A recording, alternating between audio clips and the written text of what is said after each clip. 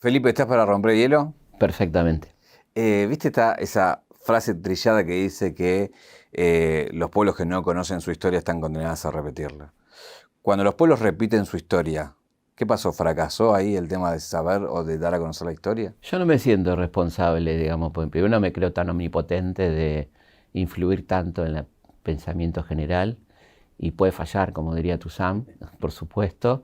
Uno ha hecho lo posible porque la gente conozca el pasado, conozca la historia, esta idea de evitar la repetición de lo malo y continuar lo bueno, que bueno, a veces funciona, a veces no funciona, ¿no? Yo estoy tranquilo que dediqué mi vida a que la gente conozca un poco más su pasado. Ahora después ya no me siento responsable, porque me creería muy omnipotente, ¿no? Como diciendo que yo les dije, Claro. ojo, la verdad que no.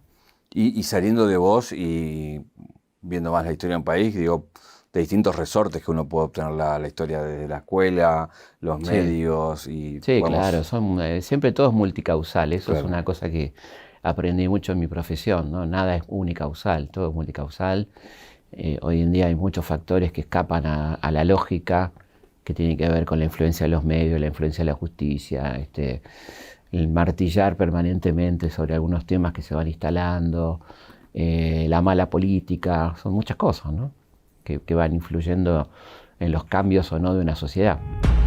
Un viaje, una vida, un recorrido, una reconstrucción. Caja negra. Todo queda registrado en la memoria.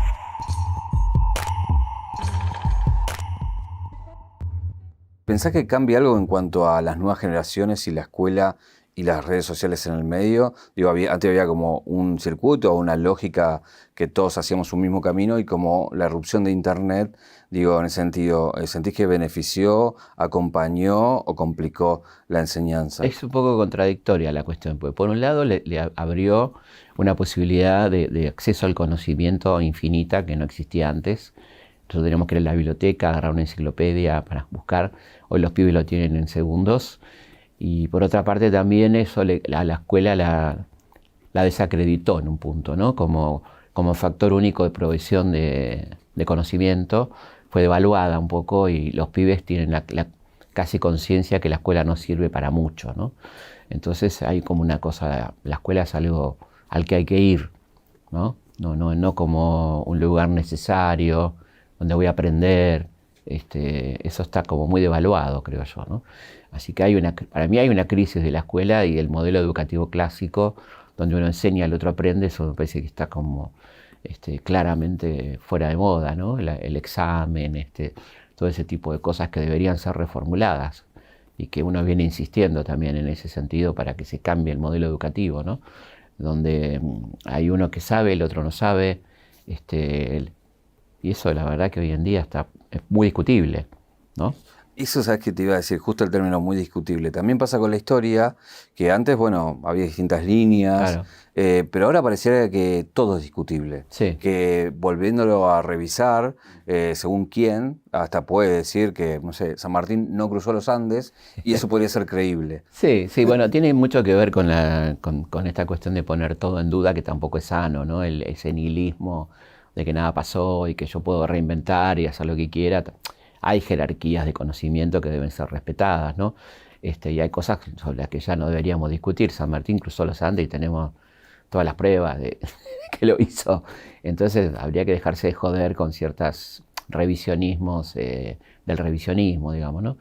Me parece que eso no es sano. Sí, por supuesto, la historia está en debate, no es una ciencia exacta, se puede discutir, y está buenísimo que suceda, pero con elementos, con aportes serios, no con a mí me parece que no pasó o me hubiera gustado que no sucediera. Bueno, lo lamento, pero no sé, qué sé yo, por ahí no va la cosa, ¿no?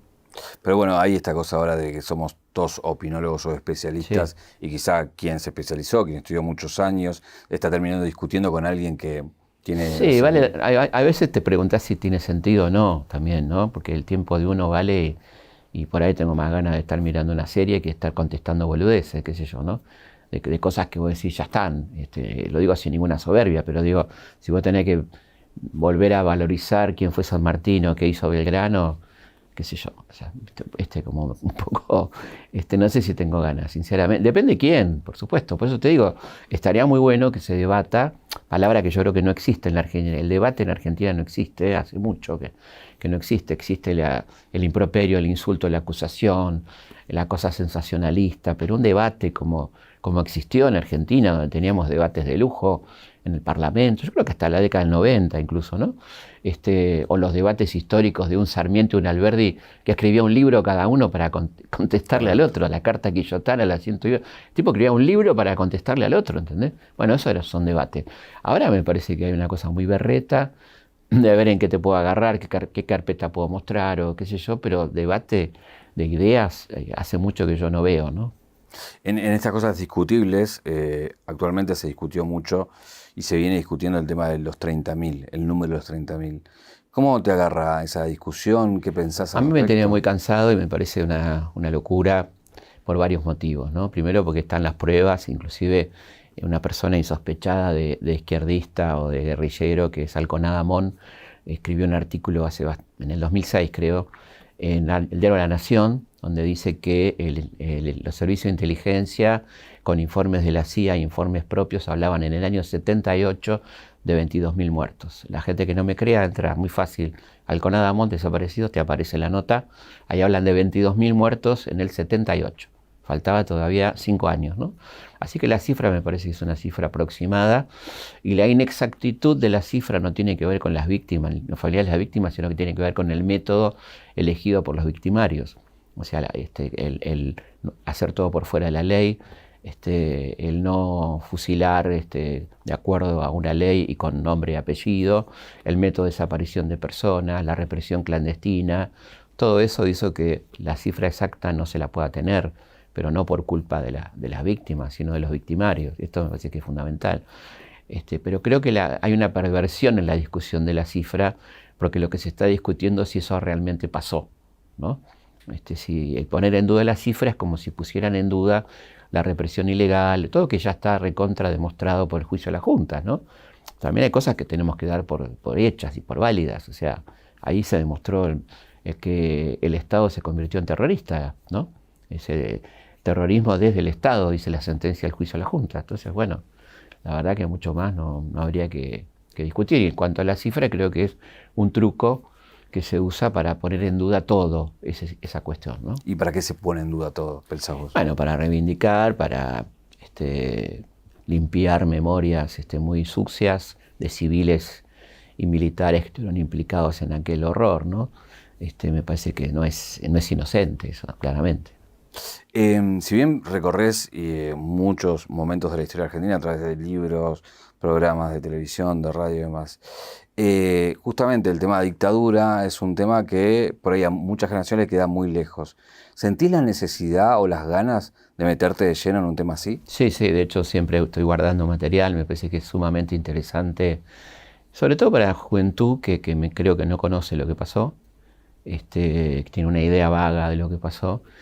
Y que en algún momento se cansó de un exceso quizá de información que no le terminaba de llegar, ¿no? Para mí fue mal comunicado en cierto momento esto, y también fue como muy politizado. Entonces hubo una asociación de derechos humanos y kirchnerismo, por ejemplo, que aquellos que querían combatir el kirchnerismo usaron también el tema de derechos humanos para pegarle al kirchnerismo, ¿no?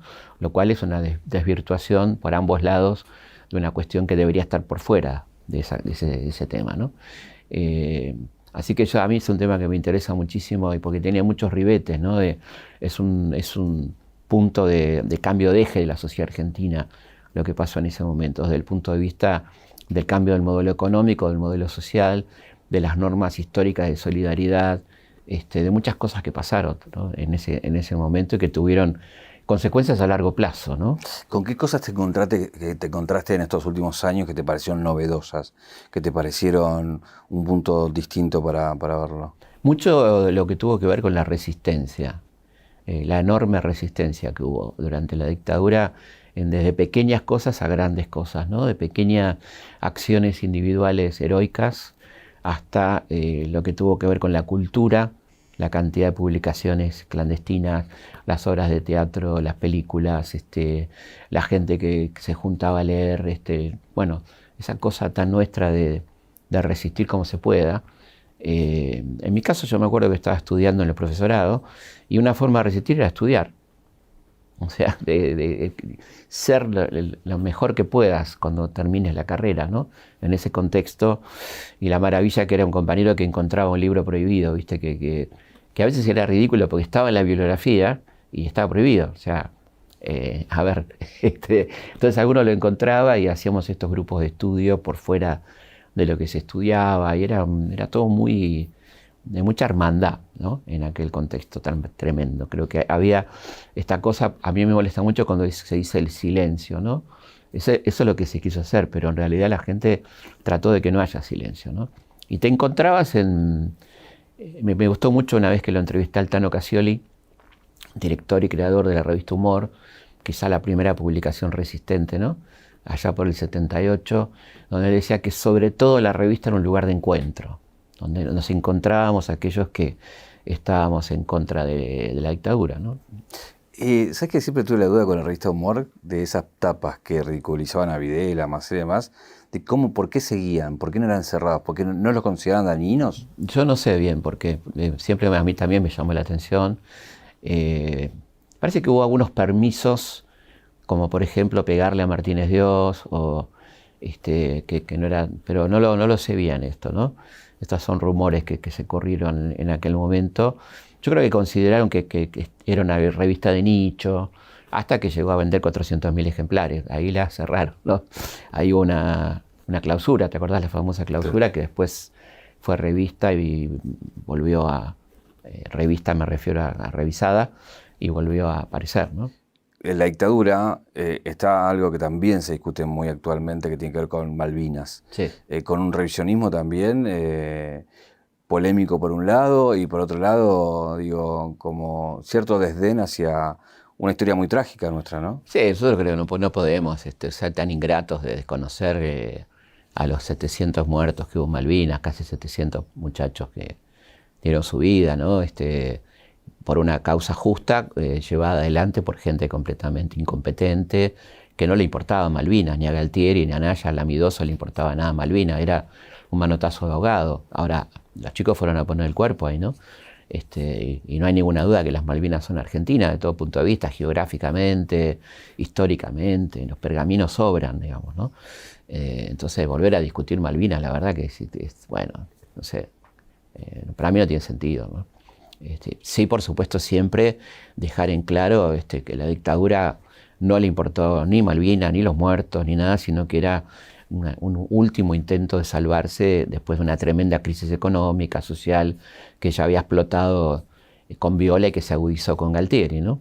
Después de la quiebra de bancos como el Banco de Intercambio Regional, la quiebra de una empresa muy importante como Sacetru, hacía agua por todos lados, el plan Martínez Dios estaba haciendo agua por todos lados, era imposible contener el dólar con la famosa tablita, así que había una situación socioeconómica explosiva y que ellos querían de alguna manera tapar con la salida hacia adelante que fue Malvinas, ¿no? Entre muchas herramientas que tiene el historiador, una es la entrevista, ¿no? Como herramienta, sí, para poder indagar y buscar información. En el caso de dictadura, vos tuviste la chance de entrevistar a protagonistas desde el lugar de los represores genocidas y de las víctimas. Sí. Me parece que la entrevista al represor, siempre está esta cosa de entrevistarías a alguien que ha hecho daño. Sí, de hecho yo intenté entrevistar a Videla, estuvimos muy cerca de lograrlo cuando el periodo que estuvo libre, y al final recibió una orden del ejército de no conmigo, sino de no dar entrevistas, ¿no? Pero estuve cerca de hacerlo, me pareció que era un aporte importante.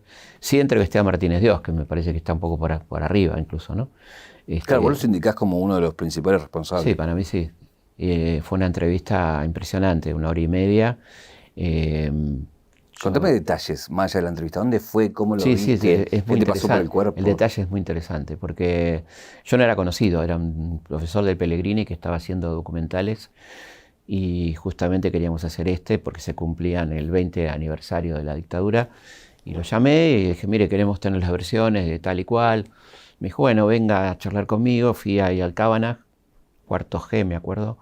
Eh, y el tipo me dijo, bueno, ¿qué van a hacer? Le dije, bueno, queremos que hable todo el mundo. Me dijo, bueno, lea esto y venga el jueves, en un martes. Me dio un mamotreto de 80 páginas que era su exposición frente al Banco Mundial.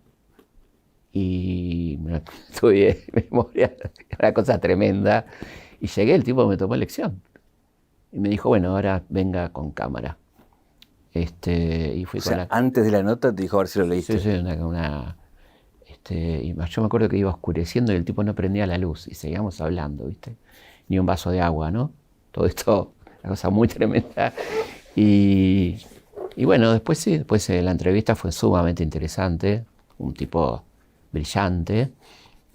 Antes de la entrevista me mostró sus carpetas de caricatura que él coleccionaba, con las orejas, todo lo que él le encantaba que le hagan esas caricaturas, y guardaba, y tenía como 6 tomos de todas las caricaturas que le habían hecho. Y después, bueno, fue la entrevista que para mí creo que es muy, muy importante, porque él habla ahí de todo, ¿no? Por ejemplo, dice que ellos buscaron a los militares y que tenían un problema en cuanto a qué militar buscar, porque habían divisiones internas fuertes todavía en el ejército, entre los que llamaban peruanistas, más vinculados a un modelo nacional, y los más profesionales, y los ultras, que llama él, ¿no? Y después los problemas que tuvo en las internas militares, como por ejemplo no poder privatizar las empresas del Estado, porque eran una especie de botín de guerra y fuente de negocios para muchos de ellos, ¿no? Suárez Mason en YPF, bueno.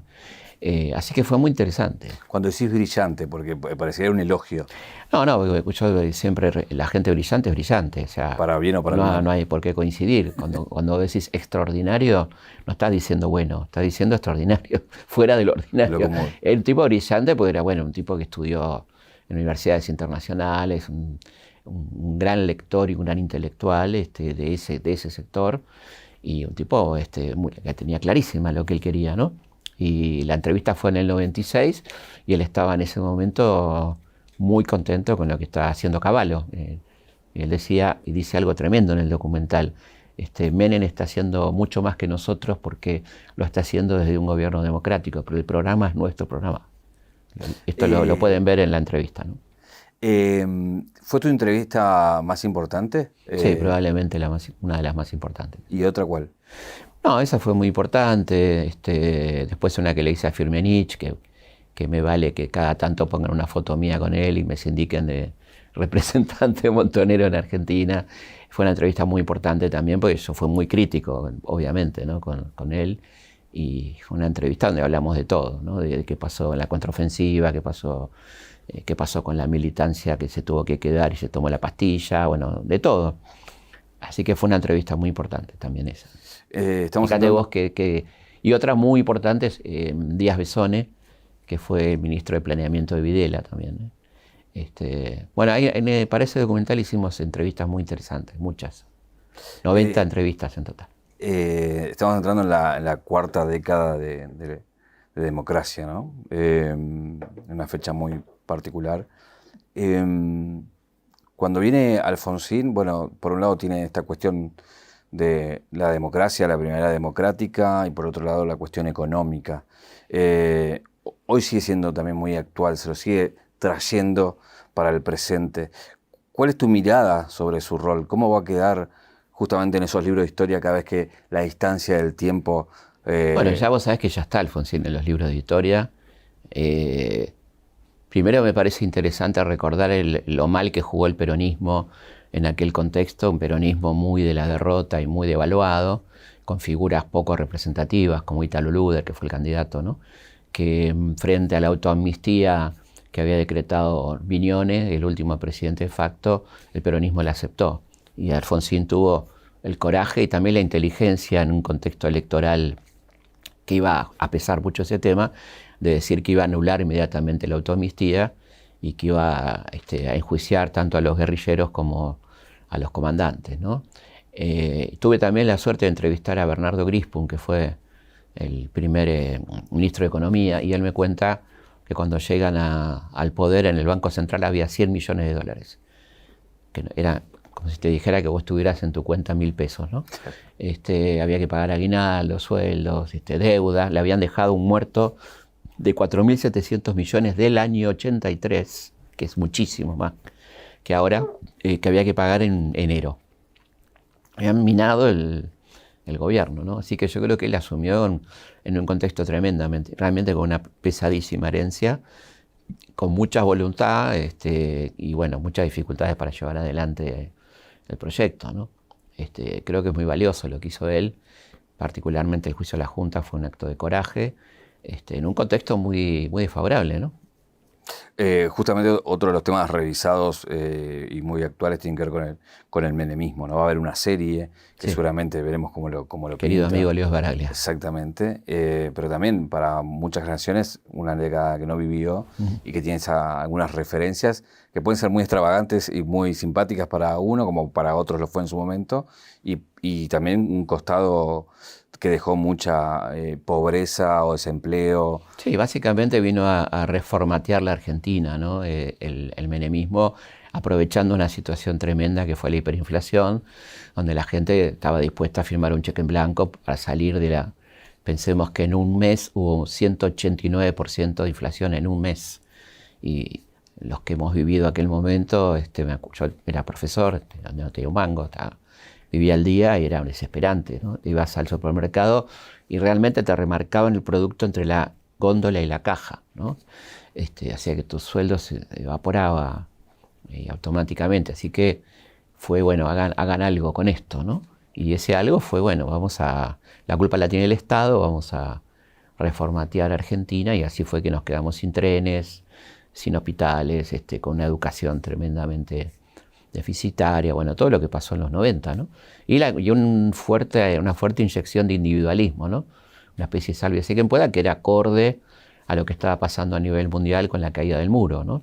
Es decir, esta cosa de, bueno, ahora no hay quien contrapese, no estoy defendiendo para nada el horror que era la Unión Soviética, pero servía como cierto contrapeso a lo que podríamos llamar el neoliberalismo salvaje, ¿no? Que fue lo que pasó en los 90, no solamente en Argentina. Y era una continuidad clara de lo que había pasado en el 76, ¿no? El modelo thatcherista, que el primer país que lo aplica es Chile, luego Argentina y después recién Thatcher, ¿no? 73, 76, 79. Uno de los hitos de la democracia tiene que ver con el 2001. Poniéndolo en contexto con otras crisis argentinas, ¿fue realmente una crisis en contexto comparadas con otras muy profunda o, digamos, comparado a otro, fue una crisis más? No, fue una crisis tremenda. Fue una crisis, yo la viví como viví también el Rodrigazo, o sea, tengo gran experiencia en crisis. Fue tremenda por la violencia también, por los muertos, 30 muertos, ¿no? La sensación de que ya el país se terminaba, o sea, no había moneda, no había banco, no había partido político, no había representación, o sea, ¿y ahora qué? ¿No? ¿Cómo se sale de esto, ¿no? Una sensación de tristeza, de desazón, niveles de desocupación escandalosos, ¿no? Pobreza extrema, que se vio, la gente dice 2001, pero en realidad fue el 2002, porque fue diciembre del 2001, el año tremendo fue el 2002, ¿no? De donde se vio toda esa pobreza, toda esa situación espantosa. Y también ves las agallas del pueblo argentino, el Club del Trueque, la fábrica recuperada, no sé, una cosa de una capacidad de reacción, no esperando nada del Estado, por otra parte, ¿no? Como casi diciendo, bueno, yo sé que me la tengo que arreglar solo, ¿no? Hay una cosa, corregime si no, de sensación de esas épocas que con Alfonsín parecía que la democracia estaba en peligro todo el tiempo. En ese momento, aún la gente pidiendo que se vayan todos y con todas las instituciones en crisis, siempre se apostaba a la democracia. Sí, porque fíjate que una de las cosas que hizo la gente fue las asambleas. Nada más democrático que una asamblea, ¿no? Que era Parque Centenario, bueno, en cada plaza del país, ¿no? Donde la gente se reunía a ver qué se podía hacer, crear comedores, bibliotecas, no sé, cada uno hizo lo que pudo, que era una forma de ver que vale la pena recordar, sobre todo para la gente joven que nos ve, que nadie creía en nada. El que se vayan todos era, no creo ni al radicalismo, ni al peronismo, ni al socialismo, no le creo a nadie, o sea, todos me fallaron. estoy solo acá, explotaron los bancos, la clase media que tenía los ahorros, el laburante que no tenía un banco porque como el que le pagaba podía sacar hasta 200 pesos por semana, no podía pagar la changa, y había hambre, porque los sectores populares que bebían de la changa se habían quedado sin trabajo y sin fuente para comprar comida, digamos, directamente. Era una situación tremendamente desesperante, ¿no? Ahí vimos el traspaso de los 5 presidentes, Duhalde. Increíble. Sí, increíble. Sí, increíble. Y algo muy increíble que la gente se olvida es que las elecciones las gana Menem. En 2003, después de todo esto que vimos, los muertos, el desastre, los bancos explotados, el fracaso rotundo de ese plan de convertibilidad, el que gana las elecciones del 2003 es Menem. Es muy impresionante. Después no le da para el balotaje, aparece Kirchner, que nadie lo conocía, no sabía qué era, pero bueno, una gran sorpresa, ¿no? Pero vale la pena recordar que después de todo esto ganó Menem las elecciones. Te hago el salto de Néstor Kirchner y Cristina Fernández para analizar más que nada el kirchnerismo, ¿no? Sí. En el caso de Menem también lo que ves es sus primeros 4 años comparado con su final, es como que da la vuelta por ahí el análisis para mucho, como para criticar. Sí, creo que es interesante decir de Menem que si la convertibilidad hubiera durado 2 años hubiera sido otra cosa. Claro. Todo el mundo admite eso, de economistas de derecha, izquierda, de centro, dicen era un plan de shock de 2 años, ¿no? Para que dure 10. Y vos fíjate que el peso se mantuvo igual al dólar, mientras que en Estados Unidos había habido muchas devaluaciones en el medio.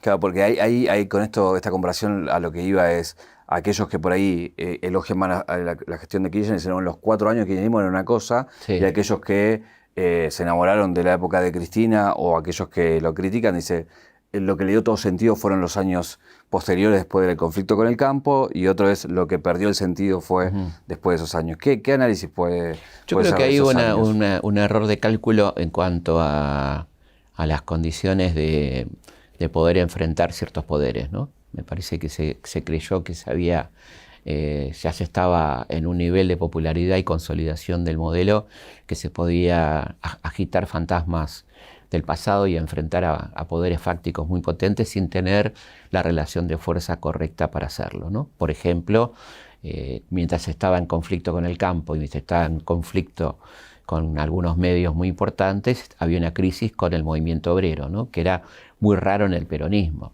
que ese frente no tuviera un apoyo decidido al movimiento obrero, que fue la pelea con Moyano, con distintos sectores del sindicalismo. Entonces creo que ahí empezó a haber errores que si bien aparentemente electoralmente se saldaron con la reelección, no estaba la fuerza para emprender esos niveles de enfrentamiento que remitían más a un pasado, ¿no? Para mí el conflicto en el campo fue un gravísimo error, sobre todo porque no se explicó, y el campo en Argentina es una palabra muy amplia donde está el pequeño productor que tiene 2 hectáreas, el pool de siembra, el terrateniente, no son los Sancho Arena, qué sé yo, ¿no?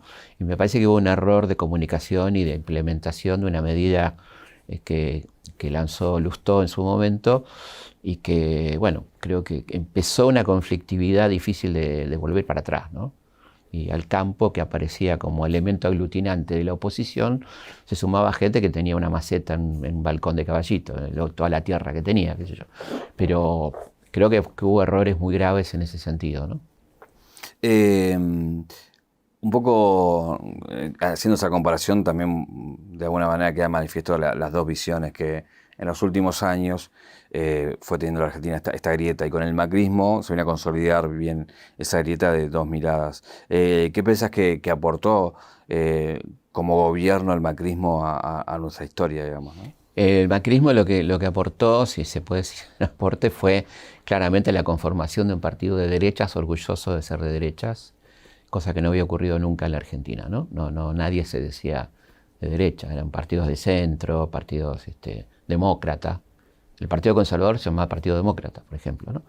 El macrismo conformó un conglomerado de sectores profundamente antiperonistas, que siempre fueron muy fuertes en Argentina. Pensemos que en el 73 Perón gana con el 60, pero tiene un 40% en contra, ¿no? Ese 40% casi se mantuvo históricamente repartido en diferentes partidos, y acá encontraba una representación donde el antiperonismo era un eje central, ¿no? En cuanto al discurso. Y una crítica al populismo, una crítica a la implementación de políticas estatales muy claramente expresada, ¿no? Creo que eso es lo que puede aportar políticamente el macrismo. En cuanto al gobierno, creo que fue un fracaso rotundo, ¿no? No en el sentido de lo que ellos querían, porque en definitiva lo que ellos querían lo lograron, ¿no? Que fue el incremento de la deuda, privatizaciones y consolidación de elementos que tienen que ver con su discurso, ¿no? Viene y abre paso justamente a Alberto Fernández, de la mano del kirchnerismo, Frente Renovador con Más y demás, a ese frente que logra ganar las elecciones. Con un contexto rarísimo que es el tema de la pandemia. Lo estoy hablando porque estamos muy cercanos y tratando de retirarme cómo lo retratarán los libros de historia. No, a mí me pasa algo muy fuerte con eso, porque uno no puede dejar de reconocer en qué contexto tuvo que gobernar Fernández, ¿no? Eso hay que decirlo, porque si no somos injustos históricamente. Ahora, también es cierto que fue un gobierno que no se preocupó lo suficiente por el bienestar de la gente, demoró muchísimo en actualizar salarios y mejorar la vida de la gente. Todo eso es cierto, absolutamente, ¿no? Y que no hizo peronismo, aunque se supone que era para que lo habían votado, ¿no? Y que tuvo siempre miedo de hacer peronismo, ¿no? Siempre esta cuestión de pedir permiso, de cuestión de buenos modales que en política no funciona mucho, ¿no? Y creo que ahí hubo un déficit importante y bueno, y obviamente la ruptura entre la persona que lo pone en el poder y él fue muy notoria y muy complicado ese vínculo, ¿no? Y yo creo que ahí hay que ver responsabilidades conjuntas, porque Cristina fue la vicepresidenta, no fue un outsider, no fue alguien que estuviera por fuera del gobierno, ¿no? No te iba a preguntar sobre el futuro, porque justamente no es mi trabajo. No es tu trabajo, pero sí te puedo preguntar acerca de, asume un gobierno de alguien que dice que y su partido es libertario, básicamente, ¿no? Sí. Entonces te pongo a revisar, digo, si alguna vez tuvo alguna posibilidad, alguna chance, obviamente sí los liberales, pero sí los libertarios de llegar a un gobierno. Bueno, primero hablemos de la palabra libertario, porque la palabra libertario no tiene nada que ver con esto, ¿no? La palabra libertario siempre fue sinónimo del anarquismo, del anarquismo combativo de principio de siglo, los libertarios de la Guerra Civil Española, era la extrema izquierda, podemos decir, ¿no? Así que ellos han apropiado la palabra libertario, y yo creo que lo más llamativo es que es una persona que con toda sinceridad ha hecho su campaña y ha dicho siempre qué es lo que va a hacer, que va a ajustar, que va a echar gente, que va a cerrar esto, que va a cerrar lo otro, y eso fue su fortaleza. Y otra cosa curiosa es el político al que se le valora su inexperiencia, ¿no? Hasta no hace mucho uno elegía a la gente por la experiencia que tenga políticamente. Acá se lo eligió básicamente porque no tuvo ninguna experiencia, ¿no? Evidentemente hay una crisis de la política que hace que esta persona aparezca como votable por aquellas cosas que podrían sugerir un defecto en otro momento, ¿no? No quiero votar a alguien con experiencia, alguien que haya tenido gestión. Bueno, parece que lo bueno de Milei es que nunca tuvo gestión y que nunca estuvo en política, ¿no? Eso es una cosa curiosa que a mí me llama la atención, ¿no? Y la otra cosa, el fenómeno juvenil, que habría que interpelarse qué pasó con el progresismo que perdió la juventud, ¿no? ¿Qué pasó ahí?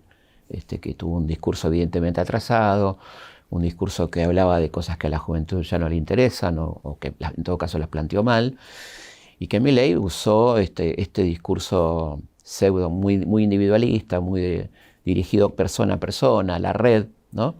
La red social, bueno, lo usó magistralmente bien, ¿no?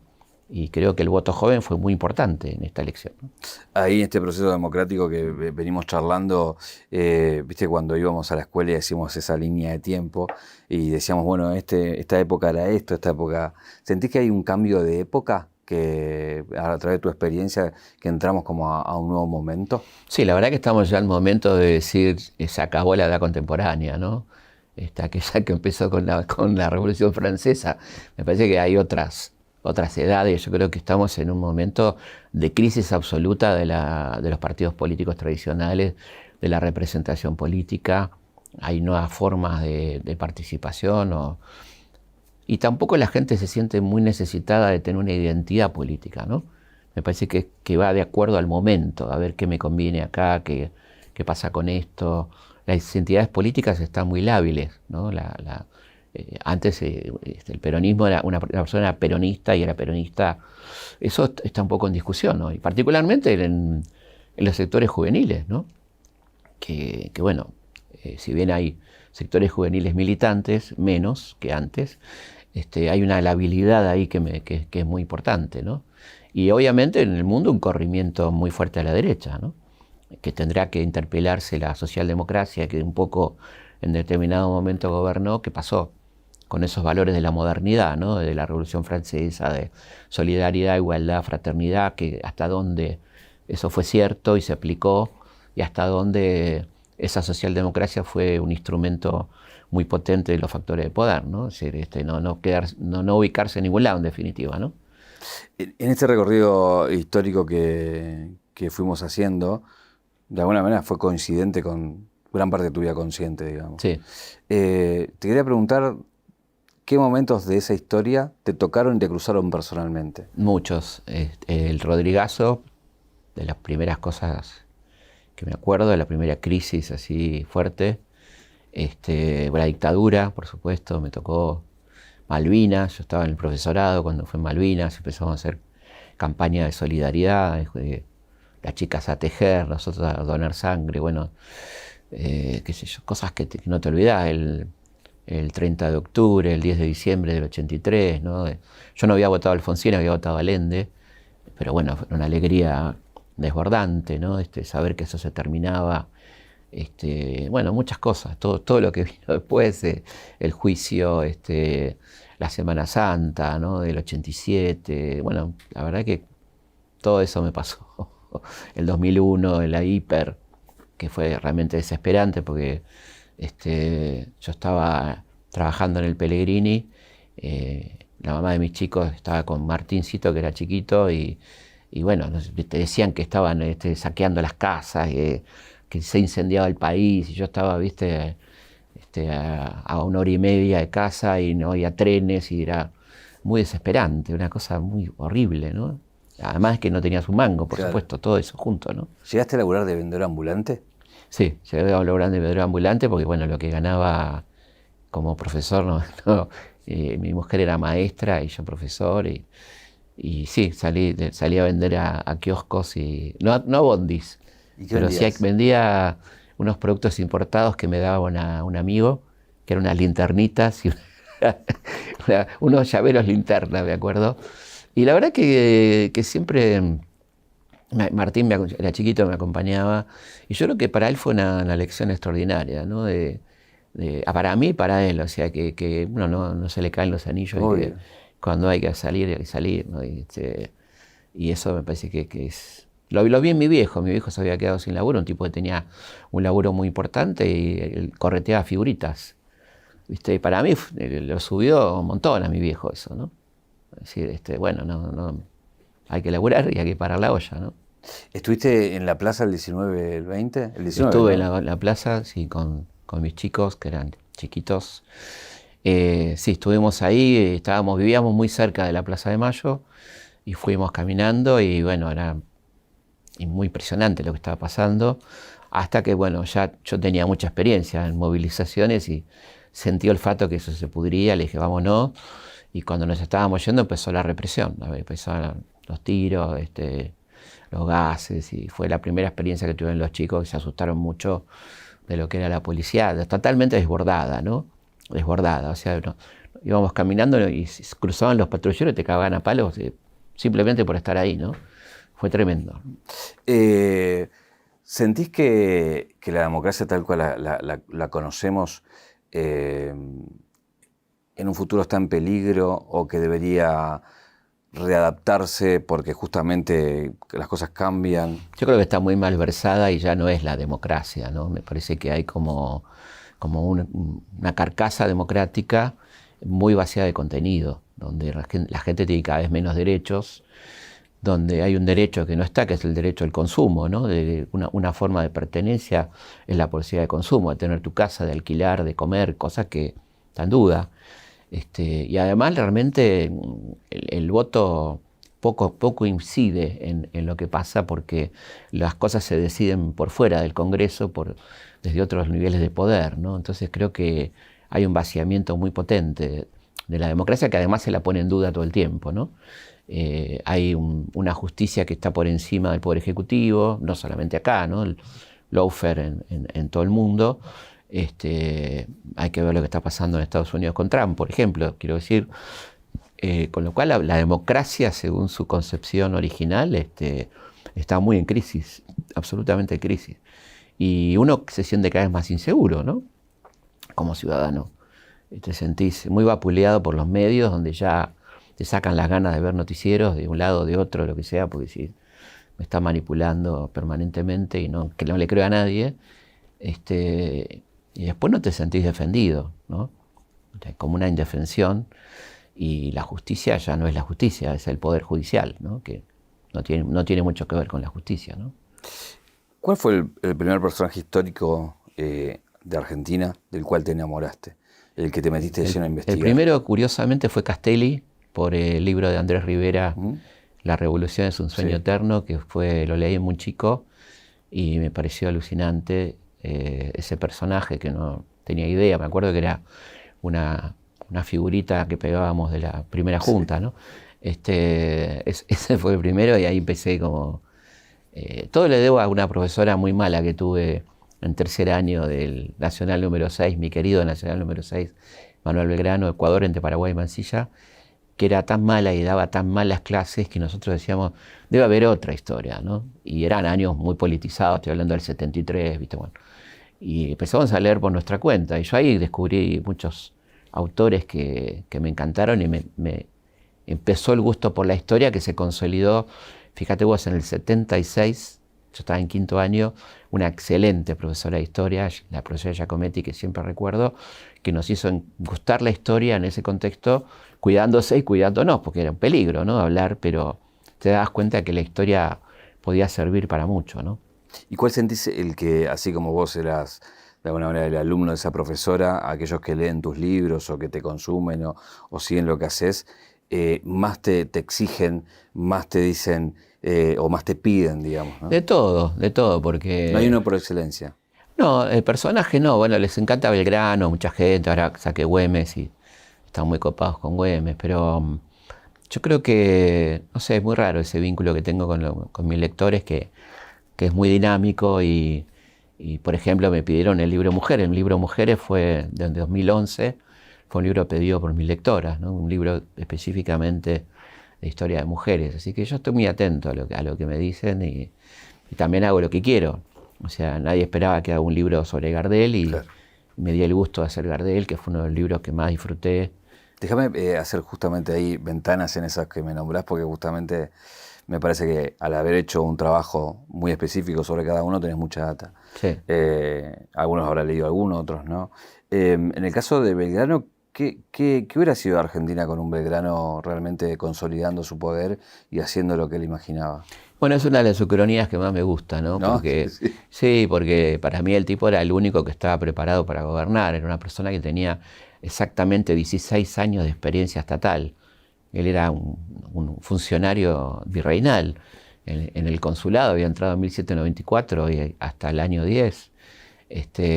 O sea que era una persona que conocía perfectamente el Estado, las formas de gobierno.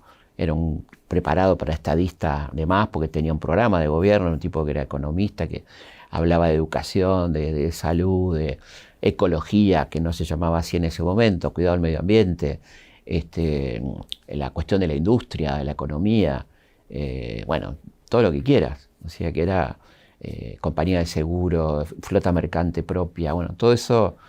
Y la verdad que lamentablemente yo creo que se dieron cuenta y lo fueron corriendo con misiones militares imposibles, difíciles todas, complicadas. Un tipo que estaba mucho más para gobernar que para conducir ejércitos, ¿no? Cosa que nunca le gustó del todo, pero hizo lo mejor que pudo. Así que es un personaje que yo admiro mucho por... Me parece esos tipos de un nivel de empatía quizá exagerada, ¿no? Como San Martín, que el médico le decía, ¿cuándo se va a ocupar un poquito de usted, no? Es muy fuerte eso, ¿no? Te llevo a la otra ucronía si fuera Güemes, Güemes, Macacha, Los Infernales. Sí, bueno, era otro país, otra Argentina. Y era otro país, porque era gente que estaba muy comprometida con su pueblo. De hecho, le decían el padre de los pobres, ¿no?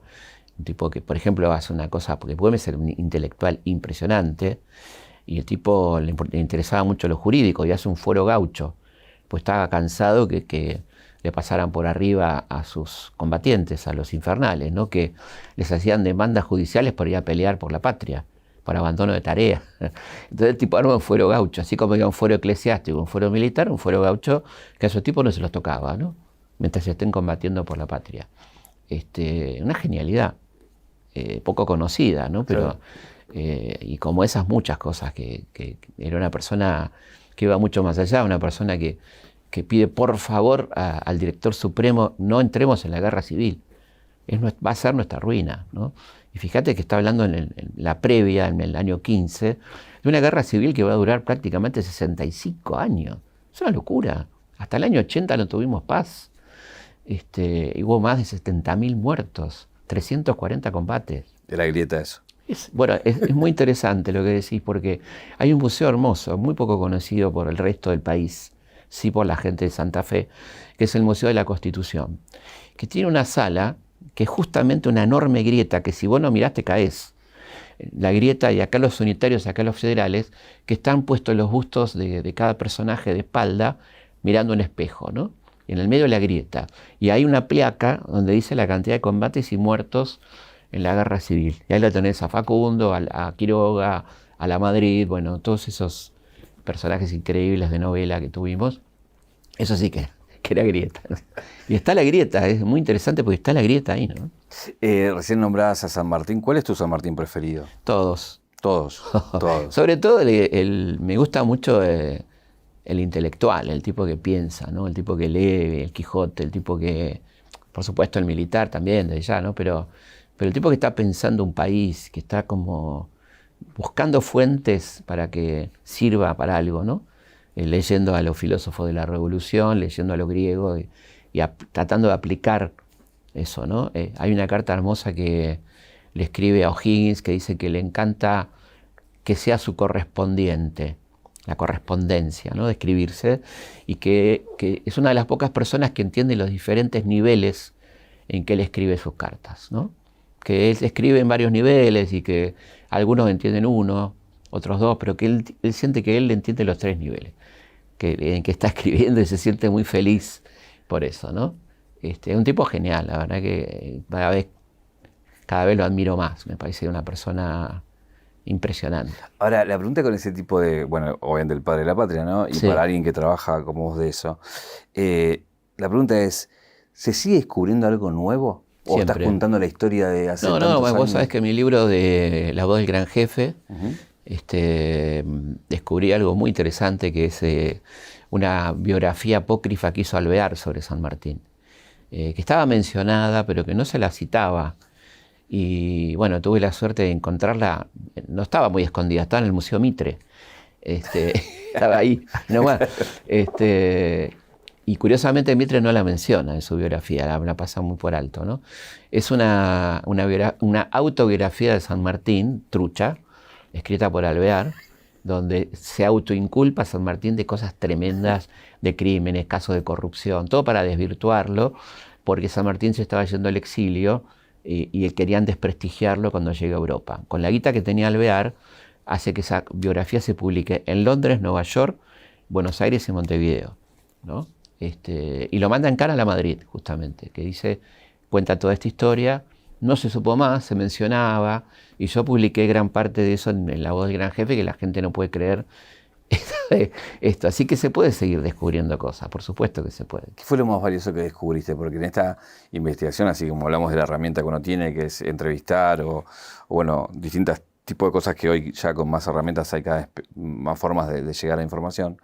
Esta cosa de encontrar, viste, ese incunable, ese documento. Sí, eso pasa, qué sé yo, encontré un documento muy interesante de la Madrid que se llama Causa de los Males de América, que es impresionante, que el tipo publica en 1846, donde hace una denuncia de todos los que participaron en complot o traiciones contra la Argentina, muchos de su bando, del bando unitario, ¿no? Alvear, Purredón, etcétera, que es un documento que está muy perdido y que todavía no lo publiqué porque lo estoy trabajando ahora.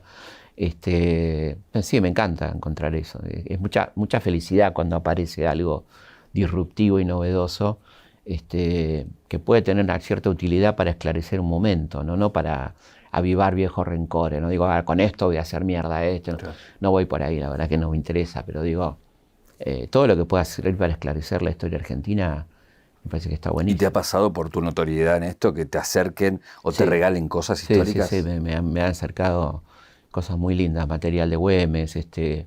Sí, la verdad que eso es muy lindo, cuando la gente me trae algo que considera...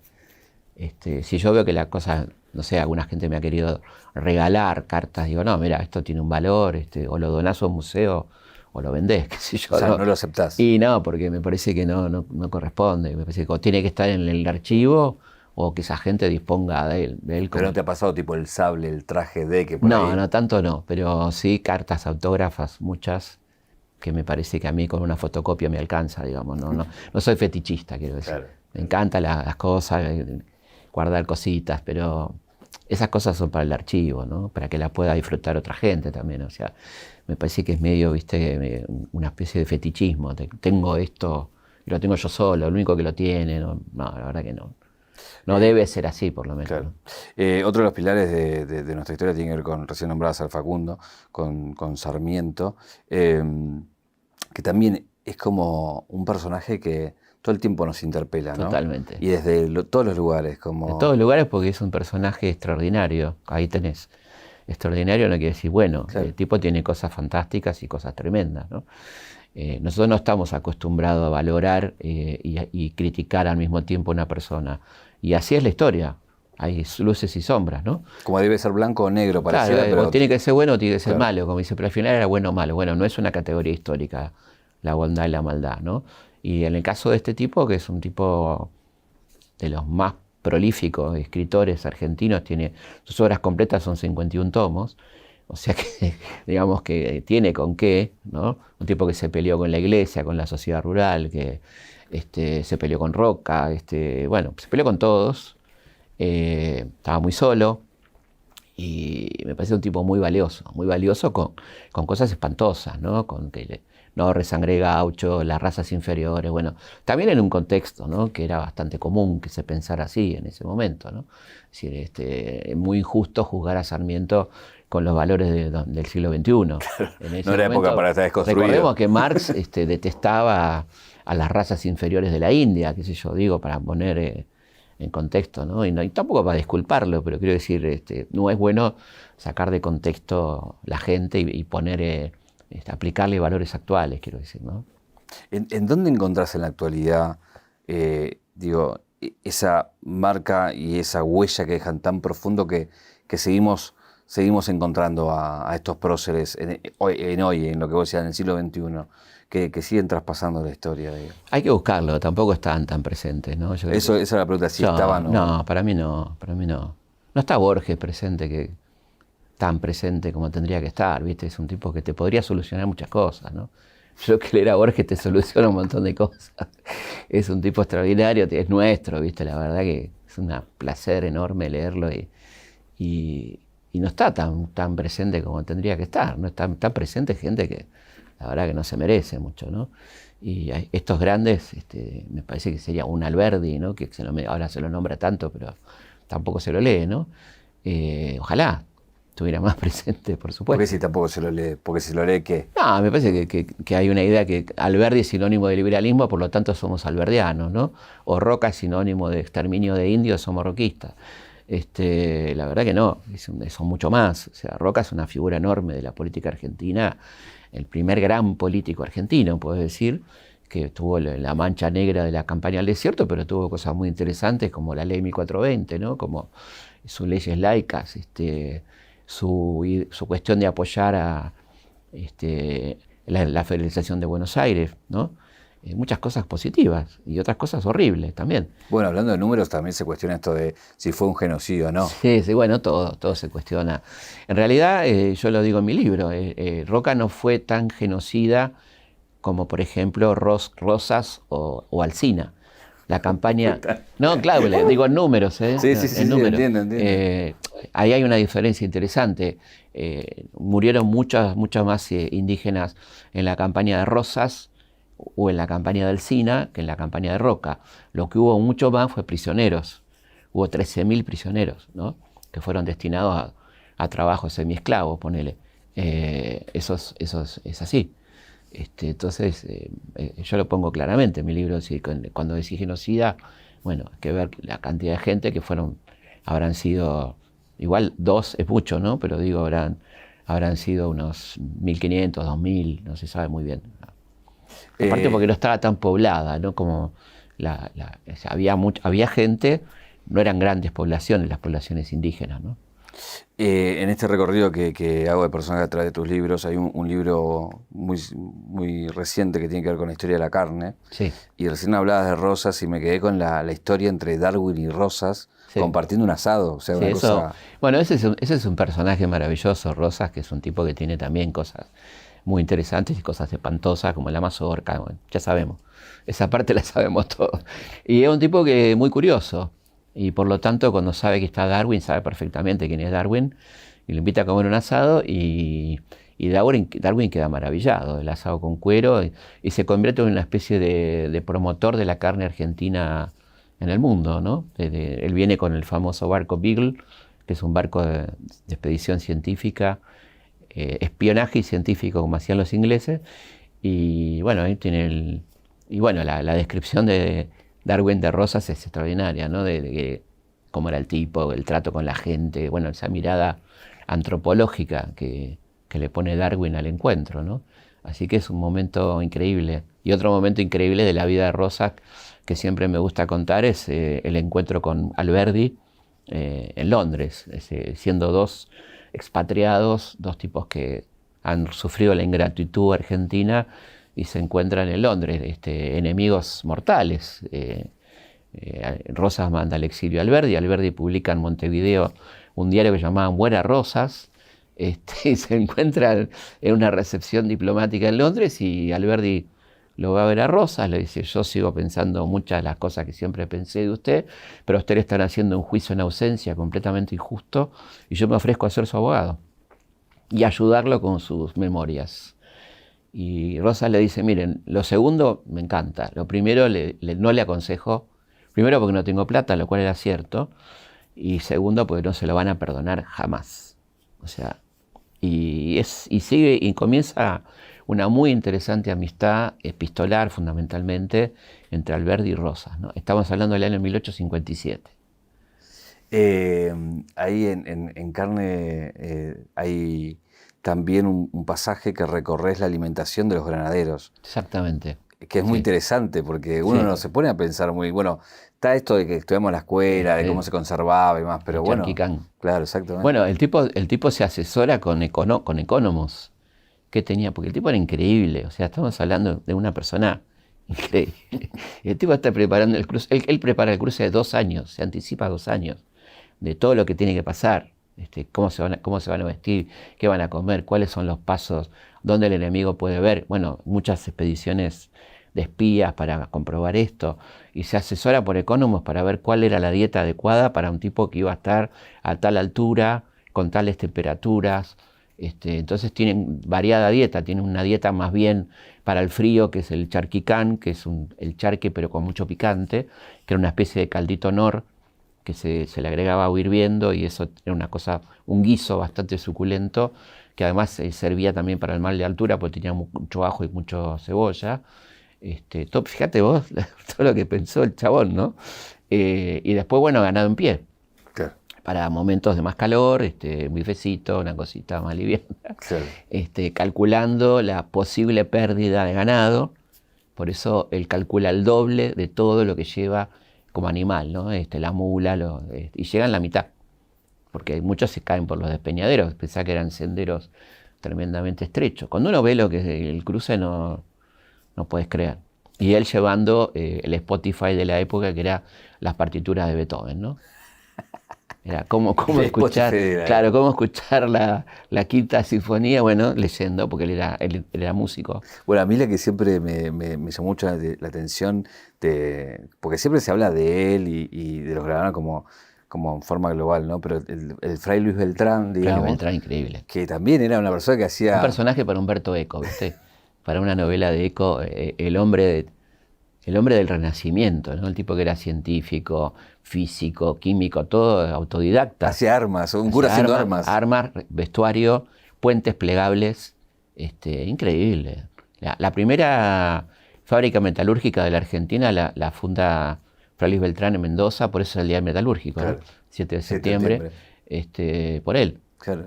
Un tipo increíble que termina loco, porque después él se lo recomienda a Bolívar y Bolívar le empieza a exigir y exigir y exigir, que se apure con todo lo que causa y él termina loco, alienado. Así como personajes como él, que están medio de costado, medio Forrest Gump, digamos, de la historia, seguramente hay algunos que fueron muy protagonistas en su tiempo y que la historia, los libros de historia, bueno, vos trabajás mucho en rescatar o facetos desconocidos a algunos personajes. ¿Cuál a vos te da como pena de que no sea tan reconocido como debiera ser? Bueno, ahora me pasó con Ugarte, por ejemplo, ¿no? Que hicimos la película con Martín. Martín Piña, tu hijo director. Piña, mi hijo, y Federico Molnar. La verdad que una hermosa oportunidad de trabajar juntos. Un tipo que fue muy importante, que fue un dirigente socialista rebelde, porque cuando el socialismo argentino lo manda a la Internacional de Ámsterdam, él ve que los europeos no condenan el colonialismo ni lo que está haciendo Europa en África, y entonces vota en contra de la declaración que omitía esa palabra, y son los dos únicos. Él tenía 2 votos porque representaba a toda América Latina, y son los 2 únicos votos en contra de esa declaración. Y cuando vuelve acá lo echan del Partido Socialista, ¿no? Comienza una etapa de libre pensador, muy fuerte su condena al intervencionismo norteamericano. Estamos hablando de principio de siglo, la invasión de Nicaragua, el Canal de Panamá, y hace una campaña de recorrida de todos los países de habla hispana de América, va uno por uno haciendo su campaña contra los Estados Unidos, que le ponen a seguirlo nada más y nada menos que al secretario de Estado de los Estados Unidos, Knox, el que da el nombre a Fort Knox, que se va adelantando y va diciendo, ojo con no le den teatro, no lo dejen hablar, ¿no? Fíjate la importancia del tipo, ¿no? Y llega a México, por ejemplo, le prohíben todos los teatros y habla desde el hotel ante 10.000 personas. En época que no había youtubers, claro. Boca en boca. Boca en boca. Después va a Europa, funda con Einstein el diario Monde, con Máximo Gorki, amigo de Rosa Luxemburgo, bueno, un personaje realmente increíble. De película. Muy potente su literatura. Se cumplen ahora 100 años del libro que le da nombre a la película, El destino de un continente, donde él habla, por ejemplo, del peligro de la justicia por encima de los poderes fácticos, del rol de los medios, que en ese momento era la radio y los diarios. Bueno, increíble, la verdad que es un tipo increíble, que después termina siendo embajador de Perón. Él se suma al peronismo y termina siendo embajador en México y en La Habana, y en un momento él era peronista, pero en un momento ve que hay como en la Cancillería, no tanto en Perón, sino en la Cancillería, un cierto corrimiento a favor de Estados Unidos, ¿no? Y él le dice a Perón que no se siente cómodo con eso y termina renunciando como embajador. Así que un tipo muy rebelde y medio que no se sentía cómodo en las estructuras, ¿no? Y se termina suicidando en Francia, en Niza, ¿no? Bueno, podemos ver la película, está Leos Varela justamente ahí protagonizando, es un documental, y lo que te quería preguntar es, ¿qué hace que elijas un personaje frente a otros? Porque digo, en toda tu carrera pasaste por distintos momentos, sí. Creíste necesidades por ahí que tenían que ver con el tiempo y era en ese momento importante, pero hoy en día, ¿qué hace que elijas lo que elegís para hacer? Porque Ugarte lo estás estrenando, digamos. Sí. Bueno, en este caso nos vino a ver la familia Ugarte. Yo la verdad que conocía muy poco de Ugarte, como la mayoría de los argentinos, y me fascinó el personaje. La idea era una película chiquita, pero bueno, fue creciendo y se me ocurrió hablar con Leo, me dijo sí, de una. Hablé con Natalia Oreiro porque claro, hay una historia de amor con Elmira Agustini, que es una de las más grandes poetisas uruguayas, un amor platónico. Le dije a Nati, me dijo, yo soy fanática de Elmira, quiero estar ahí. Así que fue creciendo la peli hasta, bueno, hasta lo que es hoy, que la verdad que está siendo un éxito. Nos dieron unas pocas fechas porque llegamos medio tarde. Y bueno, en el Gomón el domingo se agotaron las entradas, ¿viste? Una cosa de loco, ¿no? Con una difusión relativa, ¿no? Así que estamos muy contentos y muy felices porque se conozca este personaje. A mí me da mucha alegría cuando pasa eso, ¿no? Cuando la gente empieza a conocer a un personaje que merece que se lo recuerde, ¿no? Y voy eligiendo un poco intuitivamente, la verdad, ¿no? Nunca ninguna editorial me dijo, tenés que hacer esto. Las veces que me dijeron, en general, no lo hice.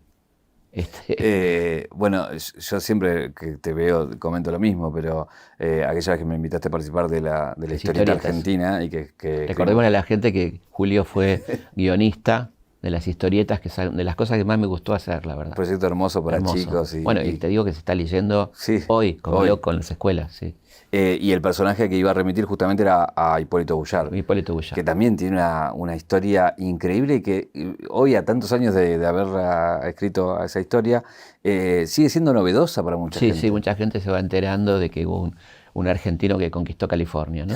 Y que dio la primera vuelta al mundo y que liberó esclavos en África, en barcos negreros. Un personaje verdaderamente extraordinario y que sí, que digo que se los pierde Hollywood porque para mí es una película extraordinaria, ¿no? Sí, pasa que es carísima. Sí, carísima. Mucho barco, mucha cosa, pero sí, es un personaje hermoso. Entre los que nombraste, en un momento decís, bueno, también me pedían mucho que hablara de la historia de las mujeres. Sí. Y tenés ese libro también. Sí, tengo 3 libros en realidad, porque claro. Primero fue Mujeres tenían que ser, que fue mucho antes de la oleada feminista, de 2011, y después me empezaron a pedir, yo voy mucho a las escuelas, y me empezaron a pedir las nenas, queremos un libro para nosotras, más infanto-juvenil. Claro. Y ahí saqué Mujeres Insolentes, que la verdad que es muy lindo, porque es para todo público, pero tiene una cosa de dibujo y más cercano al público infanto-juvenil y se está leyendo un montón en escuelas también. Son 58 historias muy emblemáticas de mujeres representativas de colectivos, ¿no? Que pueden ser escritoras, científicas, políticas, sindicalistas, etcétera, ¿no? ¿La que más te agradó compartir cuál fue de todas esas? Me gustó mucho la historia de Cecilia Grierson, ¿no? La querida médica, no tan conocida, porque bueno, las demás, muchas eran conocidas. Entonces Cecilia, que fue una chica tan potente, ¿no? Tan de bancarse todo, de ser la primera mujer que ingresa a la Facultad de Medicina, que le hacen bullying, que el profe que le toma, el profesor médico que le toma el examen dice en actas, conste que le estoy tomando examen a un ser inferior, ¿no? Algo impresionante. Después fue una gran dirigente feminista, la que convoca el primer Congreso Femenino Mundial en Buenos Aires en 1910, gran promotora del voto femenino, una tipa, y médica, una médica que hizo muchísimo por la medicina, por la asistencia pública, fue una de las promotoras de lo que hoy sería el SAME, las escuelas de enfermeras, la asistencia a chicos con capacidades diferentes, una extraordinaria mujer, ¿no? Cecilia Grierson. Una mujer que sí, haces el libro y recorres toda su historia, es Evita. Sí. Y es increíble como hoy, a tantos años, sigue siendo la llama tan fuerte para el amor o el odio. Sí, tal cual. Es como, no termina Sí, es muy potente. Es un personaje increíble. La verdad que a mí me encantó hacer la historia porque hablaba con la gente que la quería y la gente que no la quería, y la pasión estaba como si se hubiera muerto ayer, ¿no? Era muy fuerte eso que había dejado ella como huella, ¿no? Así que fueron 2 libros, un libro de fotos, que fue muy loco lo que me pasó, porque me llamó el gallego García, don Héctor Ricardo, y me dijo, venga Piña que tengo algo para usted. Le digo, no, pero venga. No sé, yo creo que estaba en una cena, no sé. Venga ahora o no venga. Venga ahora o no venga. Y como era él, ¿viste? Y llego ahí a Crónica, a su despacho, que estaba armando los rojos de Crónica, y me dice, ahí está. Y le digo, ¿ahí está qué? Todo eso que está ahí, son todas fotos inéditas de Evita. No. Y vea qué hace con eso. Que era, la mayoría, muchas fotos de Fusco, que fue el fotógrafo oficial, y otras fotos que no habían sido publicadas. Y dije, bueno, es una gloria. Hablé con la editorial, ¿viste? Bueno, que se arreglaban ellos con la cuestión con García. Y ahí surgió el libro de fotos, que me encantó hacerlo. Unas fotos hermosas. ¿Recordás alguna específica con su historia? Y me acuerdo una hermosa con un grupo de mineros, que es alucinante, y una con con unos chiquitos, que es color, es una hermosa foto impresionante de ella, ¿no? Y después, bueno, fotos tristes de ella ya muy enferma, las últimas apariciones muy flaquita, pero muy lindas fotos ahí. Bueno, eran como 500 fotos, tuvimos que seleccionar, ¿no? Pero fue muy gracioso todo el proceso con García, que era un personaje de novela, ¿no? Que me encantó. Me invitó a comer una vez a la brigada, estaba hasta las manos, y yo llegué primero y le digo, no hay mesa, don Héctor, para vos no hay mesa.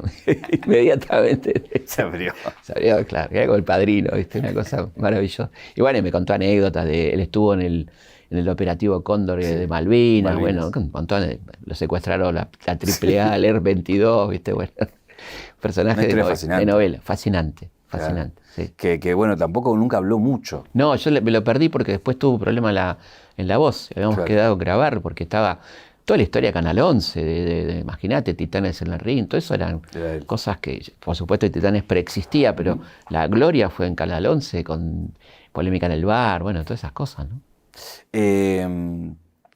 Ahí, bueno, estamos hablando de Eva, y un poco, para hablar de Perón, a mí siempre me gustó ese juego de, si tenés que explicarle a alguien qué es el peronismo, qué proeza, ¿no? Qué proeza, ¿no? Sí, porque lo que pasa es que, sobre todo alguien de afuera, ¿no? Que tiene categorías muy estrictas de lo que es la izquierda y la derecha, ¿no? Como dos tradiciones muy fuertes que tienen simbología muy potente y que por lo tanto no entienden qué fue exactamente esto y dónde se ubicó ideológicamente, ¿no? Entonces es bastante complicado. Es decir, la cierta admiración de Perón por Mussolini, el tipo que más hizo por la clase trabajadora, a Evita.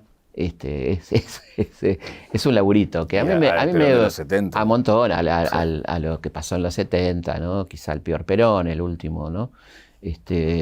También es muy incomprendido, ¿no? O sea, muchas cosas. Todo ahí tiene un atenuante que no es justificación, sino me parece que es contextualización, ¿no?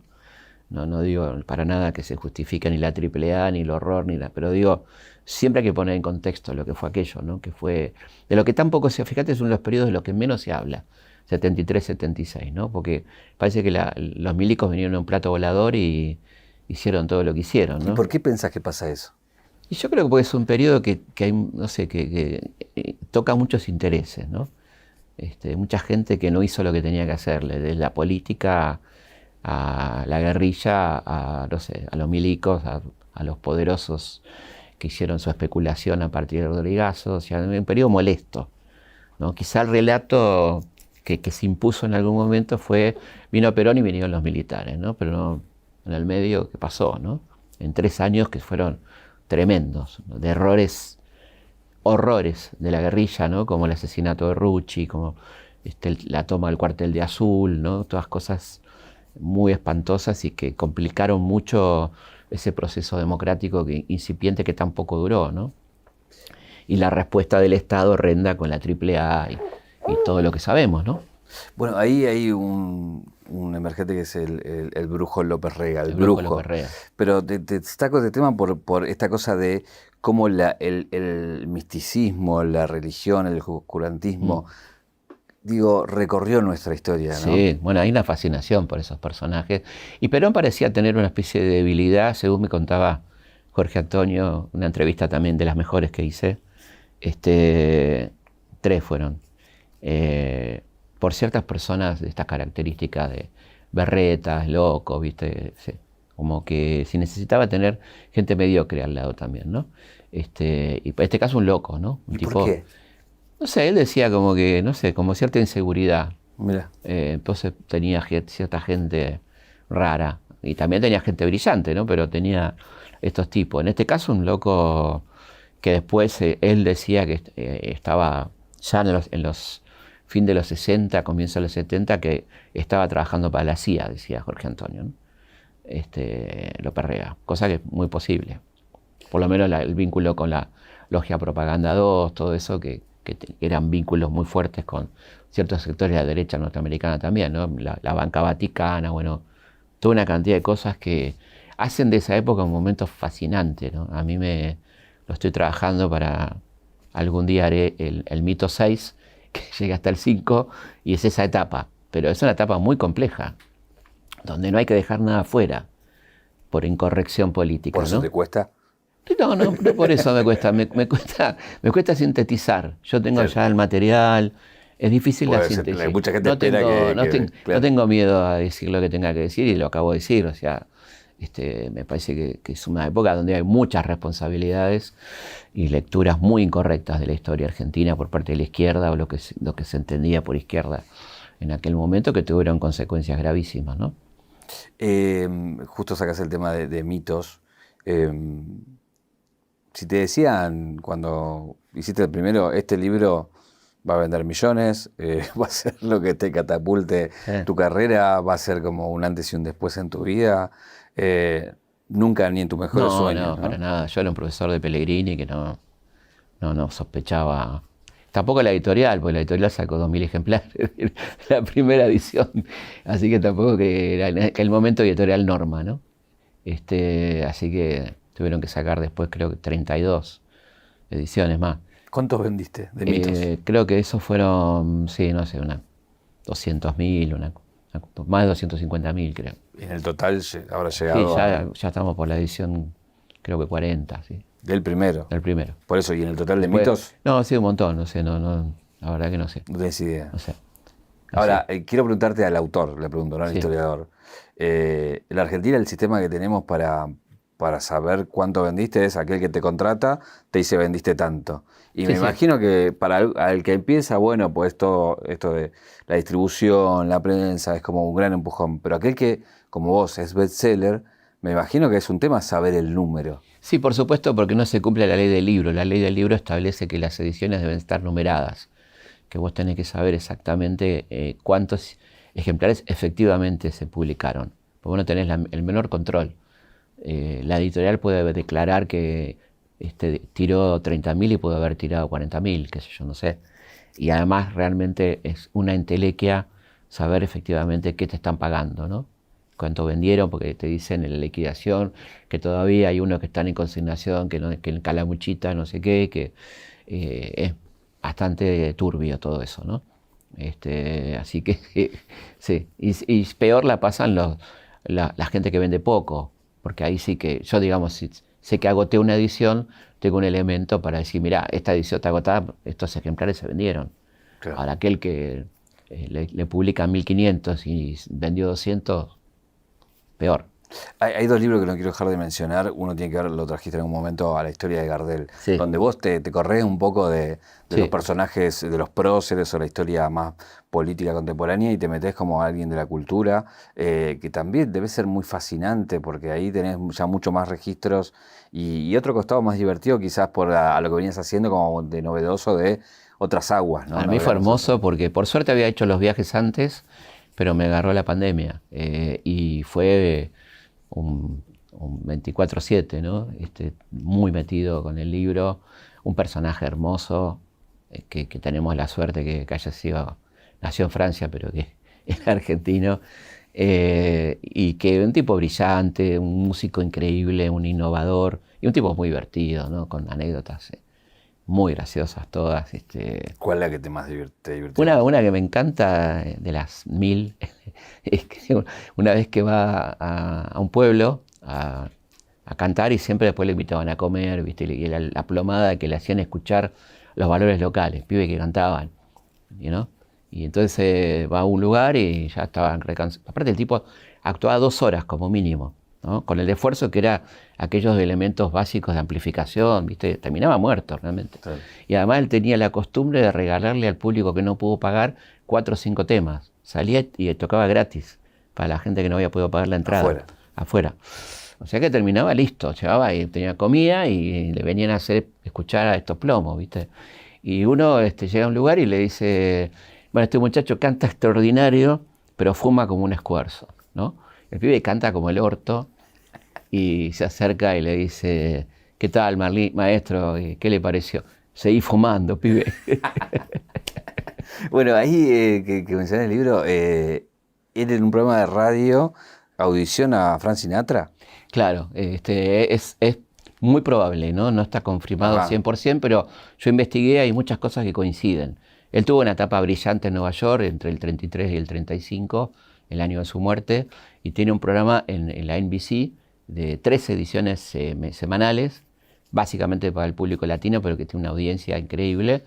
Y hay un concurso en la radio, y Frank lo va a ver a Carlitos para escucharlo, porque el programa se grababa con gente en vivo, y va con Nancy, y entonces su mujer. Y entonces Nancy le habla a Carlitos y le dice, este chico canta fantástico, pero tiene amistades muy peligrosas, me gustaría que se dedique realmente al canto. Y Carlitos le dice, bueno, yo también tuve ciertas amistades, pero bueno, me enderecé. Y acá en la radio hay un concurso, presentate al concurso, y bueno, efectivamente el concurso existió y Frank lo ganó. Y dice que cuando vino acá, cuando lo trajo Palito, quiso ir al Abasto a hacer un homenaje a Carlitos, ¿no? Eso es parte de lo que se cuenta. Ojalá que sea verdad.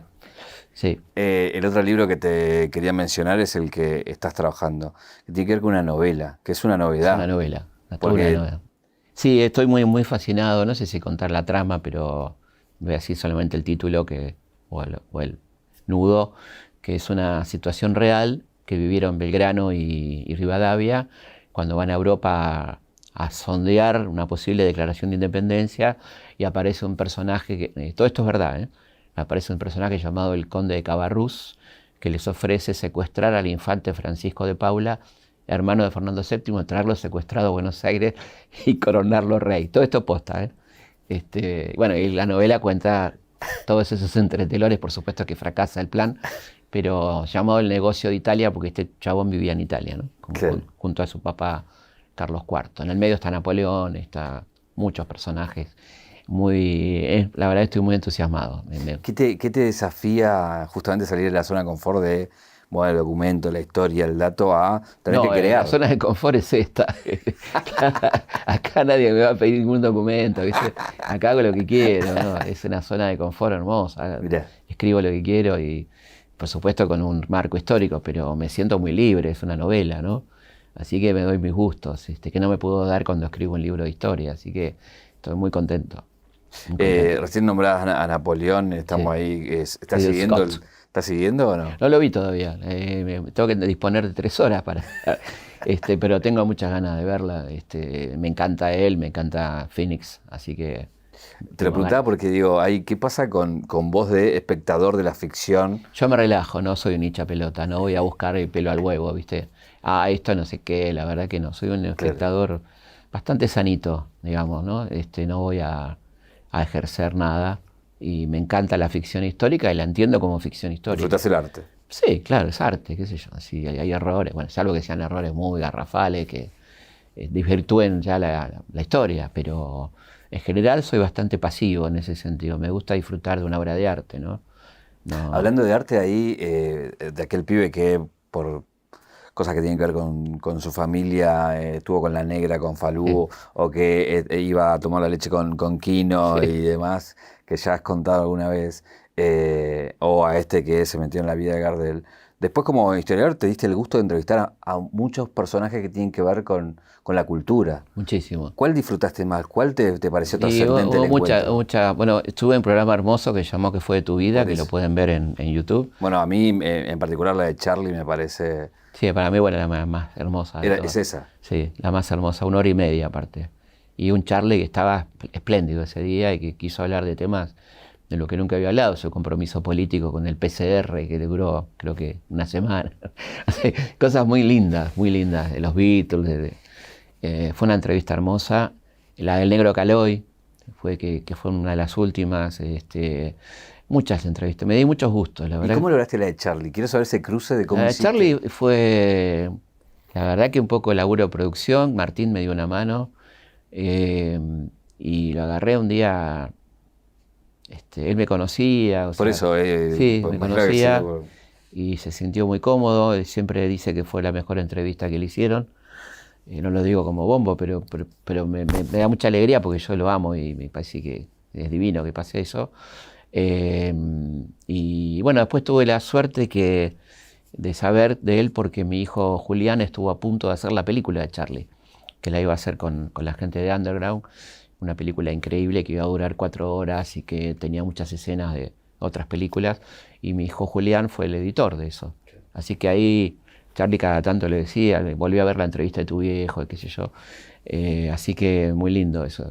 Esa entrevista fue para mí la más linda que hice dentro de ese ciclo, que fueron muchísimas. Entrevisté gente muy interesante, entrevisté a Rosa Montero, a Pablo Milanés, bueno, mucha gente muy copada, Norma Leandro, ¿no? Gente que a mí particularmente tenía unas ganas de hablar con ellos, ¿no? ¿Viste? Que te debe pasar a vos también. Sí, te sacas el gusto de charlar con gente que te gana. Sí, no lo digo por mí, pero viste que decís, bueno, qué lindo, en otras circunstancias no podría, qué sé yo. Y la verdad que fue hermoso, fueron 90 en total. Ahí ese legado que dejabas de alguna manera con también, no sé, desde aquello que empezaste con el Pellegrini y esos documentales, o el Algo Habrán Hecho, Sí. Que se sigue viendo. ¿Tenés ganas de lo de audiovisual, volver a laburar? Sí, tengo algo una así? idea que el otro día le comenté a Mario, que vamos a ver si la podemos hacer, no la puedo contar, pero una idea muy linda. Pero lo juntaría nuevamente. Y vamos a ver, no sé, ahí estamos. La charlotea, charlando por teléfono, él se entusiasmó, le pareció una idea muy original. Ojalá que se pueda. Sí. ¿Y tenés ganas de llevar algo al cine como ficción? Creo que esto que estoy escribiendo, parece que es lo estoy escribiendo muy cinematográfico. Le imagino película, porque la verdad que la historia es alucinante, ¿no? Y es una historia bastante universal, no es argentina solamente, así que me imagino que podría ser una muy linda película, sí.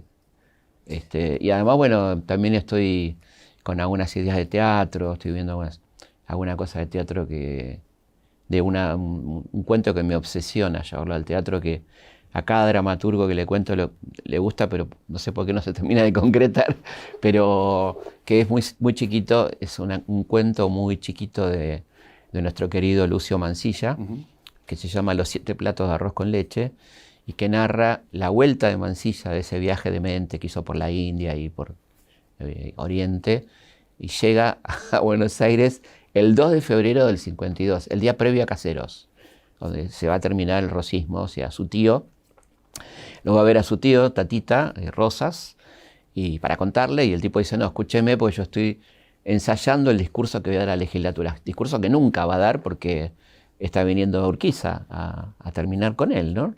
Entonces, ahí Mansilla narra todo con una tensión dramática extraordinaria, lo que él ve de su tío, lo que está pasando, lo que cada tanto le dice, ojo que viene Urquiza, y mide el tiempo de lo que dura eso, que es eterno, con la cantidad de platos de arroz con leche que trae Manuelita, que son 7 platos, imagínate el tiempo transcurrido, así que es hermoso, es una idea de obra que estoy ahí viendo si la podemos hacer. Creo que, así como te decía esto, definirme peronismo, de lo más difícil para alguien como vos que estudió tanto la historia argentina debe ser definirnos a los argentinos. Sí, es muy difícil. Primero que yo no creo que haya los o un argentino, Claro. son muchos. No hay un ser nacional, me parece, ¿no? Primero porque somos hermosamente multiétnicos, o sea, es un país muy complejo culturalmente, ¿no? Pero si tuvieras que elegir una palabra que sí reconoces en toda esta multietnia. No en sé, esto... no veo una. Yo soy muy pro-argentino, ¿no? En el sentido que creo que somos un país diferente. No digo el mejor país del mundo, ni mucho menos, pero somos un país que tiene muchas cosas buenas. Muchas cosas buenas. Tiene un talento pocas veces visto. En cada rubro encontrás gente extraordinaria. En cada cosa que quiera, desde la gastronomía, la artesanía, el arte, el teatro, la música, el cine, lo que quieras, ¿no? Y después, bueno, hay una cosa que pareciera que nos une, que es cierto boicot también, ¿no?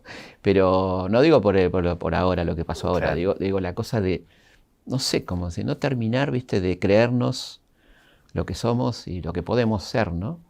Y no estoy hablando de política, ¿eh? Claro. Estoy hablando de una sociedad que podría... Idiosincrasia. Exactamente, que podría ser mucho más de lo que es. Y cuando vos mirás con perspectiva lo que es la Argentina, es un país muy grosso, muy potente, ¿no?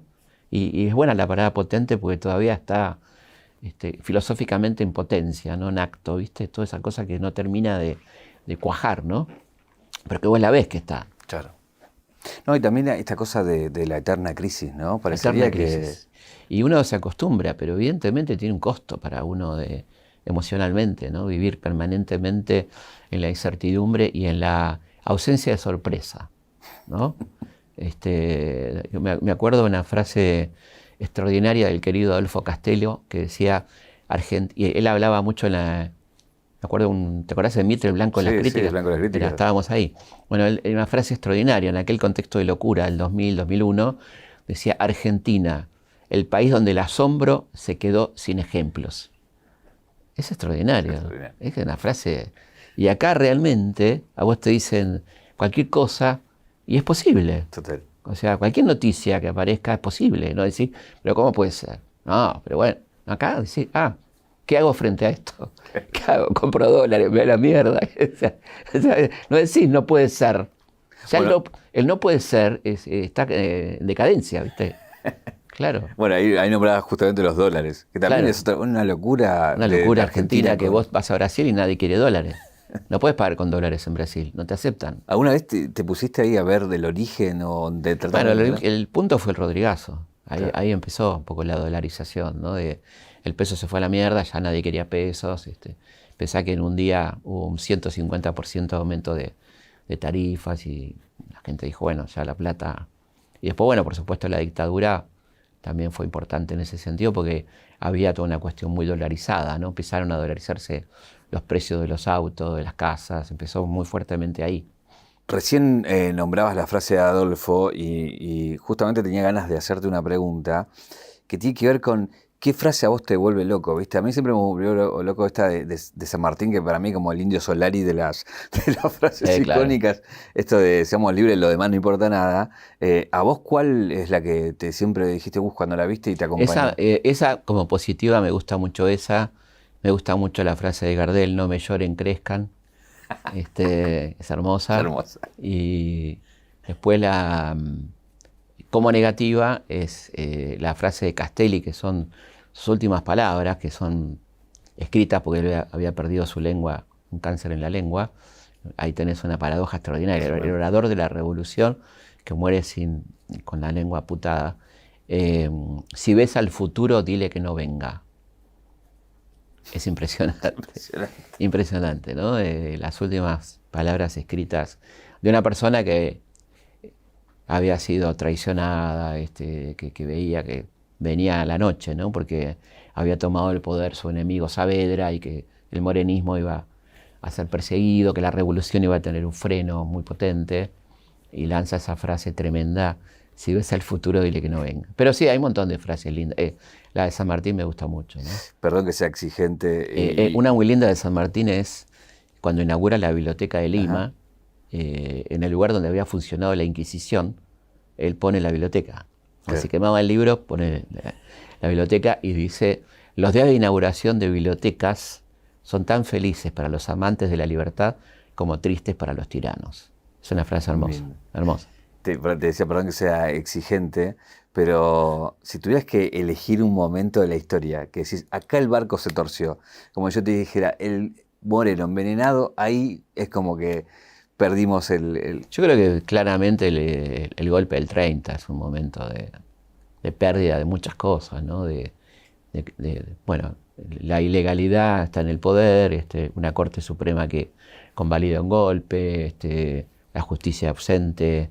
Yo creo que es un momento disruptivo, fuerte, ¿no? Después, por supuesto, podríamos ir a cosas más finas, ¿no? Pavón, ponele, ¿no? Donde el interior es derrotado por el puerto y hay un cambio de rumbo también. Bueno, hay muchos momentos. Lamentablemente, sí. Parafraseando a Vargas Llosa, cuando se jodió el Perú, cuando se jodió Argentina, en muchos momentos. No hay un momento, porque yo creo que es mentira esto de que se jodió con el peronismo, claro. Se jodió con se jodió en distintos momentos, ¿no? Y te cambio la ecuación para no hacerlo tan desesperanzador. ¿Cuándo nos salvamos? ¿Cuándo fue ese momento que decís, mira lo que fuimos capaces de hacer? Y yo creo que nos salvamos, por ejemplo, en todo lo que implicó la epopeya de la independencia. Es un momento muy, muy fuerte. El primer gobierno democrático de Irigoyen fue salir de tantos años de fraude, ¿no? Electoral, momentos del peronismo, de atender demandas sociales postergadas, el gobierno de Ilia y su fomento a la educación. Hubo muchos momentos en la historia que uno puede rescatar, ¿no? Que no son uno, y que fíjate que estamos hablando de gente de diferentes partidos políticos y diferentes procedencias, ¿no? ¿Salvamos o no lo salvamos nunca? La verdad que no lo salvamos. Salvarnos, como esta expresión argentina, con una cosecha nos salvamos. Claro. La verdad que no, pues siempre fueron periodos cortos de bonanza, de que estábamos bien, ponele, ¿no? La verdad que sí, si uno hace la cuenta, son pocos momentos, ¿no? Te voy a hacer una guachada. Tengo fotos. Upa, mirá. Descubrilos vos. Sí. Bueno, de esto ya hablamos, ¿no? ¿Rosas? Hablamos de todo en realidad. De Rosa ya hablamos, dijimos muchas cosas de él. De Roca también hablamos. De Belgrano también. De Sarmiento también. Mirá vos, están todos, ¿no? San Martín. Bueno, Mariquita Sánchez, mirá vos qué interesante. Una mujer que... acá está Mariquita.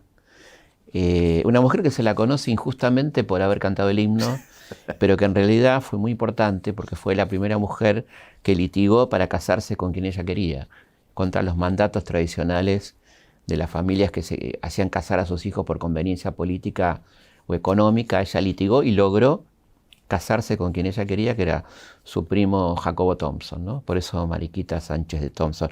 Una mujer que además tiene unas memorias muy interesantes y que no tengo duda que tuvo una participación importante en la Revolución de Mayo, a pesar que la historia diga que era una especie de Mirta Legrand. Claro, que recibía gente de anfitriona, tertulias. Ella no hablaba. Claro. Y por lo que uno ve en sus memorias, una tipa lo suficientemente inteligente como para no quedarse callada, ¿no? Bueno, Juana Zurduy, un personaje hermoso, de un valor extraordinario, que fue fundamental en un lugar muy complicado que era la actual Bolivia, entre Cochabamba y la frontera, lo que hoy sería la frontera argentina, de un coraje extraordinario, que lo dio todo, porque era una mujer de muy buena posición económica, que perdió en la guerra de independencia todo, y 4 de sus 5 hijos, ¿no? Entre otras cosas. Martín Miguel de Güemes. Claro. Mi último libro, El padre de los pobres, un personaje al que le debemos que la frontera norte no termine en Córdoba, ¿no? Porque si no hubiera sido por él, probablemente eso hubiera sido así. Y un hombre muy valorado por San Martín y por Belgrano. San Martín siempre decía que sin Güemes no había cruce, porque Güemes tuvo que contener esos ejércitos para que San Martín pudiera tranquilo organizar el cruce de los Andes. Y creo que están todos. Están todos. Toda la figurita. La guachada era que te elijas 3 que vos prefieras. Ah, bueno, sí, no, bueno, acá no está muy difícil, está este señor. Es que te lo voy a decir porque me lo pongas por lo original ya demasiado. No, acá está Martín, y podríamos poner a una mujer como Juana. Ah, 3 tienen que ser. Bueno, acá Güemes podría ir con San Martín también, ¿no? Pero Okay. ahí tenemos 3. Un Belgrano, San Martín, Güemes, Juana y un Güemes. claro, ponele ahí. Sí, completamente. Este es un regalo para vos. Bueno, muchas gracias. 0800 Don Roach. Ah, mirá qué lindo. ¿Y Bueno, yo? muchas gracias. Agradezco. Y si vamos a la caja negra de tu vida, ¿cuál es el momento que te convierte en Felipe Piña? ¿Famoso? El que vos quieras. No, yo creo que, no sé, creo que un momento que me convierte en algo muy lindo es mi infancia con lo que vos contabas, esto de recibir mi viejo en mi casa, esa gente que hizo 2 cosas, ¿no? El interés por esas historias y el gusto por el relato también, además de tener el honor de cenar con Atahualpa o qué sé yo, que yo no sabía muy bien quién era. Mi viejo me hacía un brief. Y mira que hoy viene fulano. Y yo tenía 6 años, ¿viste? Pero en general agradezco toda esa infancia, ¿no? Esa casa tan llena de música, de cultura que hacían mis viejos. No sé, un día mi viejo le regalaban discos porque era el gerente de Sadaic de Azul. Y llegaban discos a casa montones. Y un día dijo, les voy a hacer escuchar algo distinto. Y puso los Beatles.